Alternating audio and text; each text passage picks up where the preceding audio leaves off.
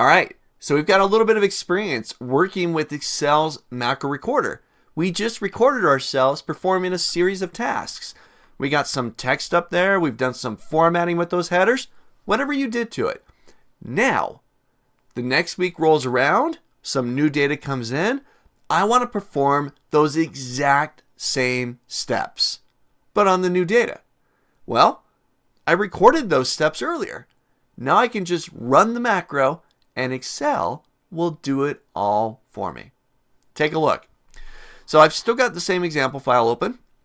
I was on East Records. That's where I recorded my actions. Now, let's move over to Run Macro.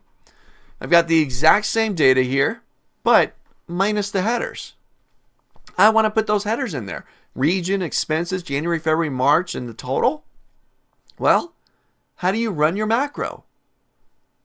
I gave it a shortcut key. Mine was Control J. If I just press Control J on my keyboard, and I'm going to do it right now, Control J, this runs my macro, and there's my headers. All done for me. One button press. Excel wrote it all down, said last time you did this, that, and the other thing, and it's going to perform the exact same steps. Now again, Control J, I love it, shortcut keys, but I don't always remember shortcut keys. So there's got to be another way to be able to run the macro. Of course, if you go up to your View tab, top of your screen, back over to Macros. This is where we found the macro recorder earlier. I'm going to hit the little down arrow there.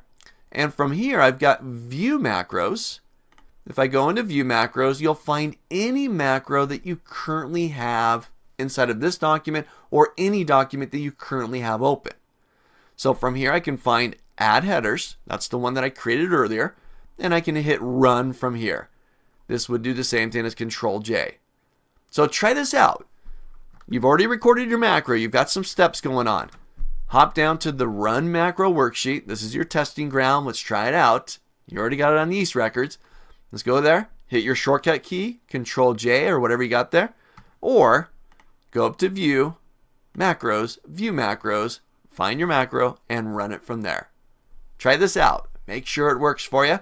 If not, try closing the workbook, don't save. Try re-recording it. Get a feel for it. Re-record it and try it again.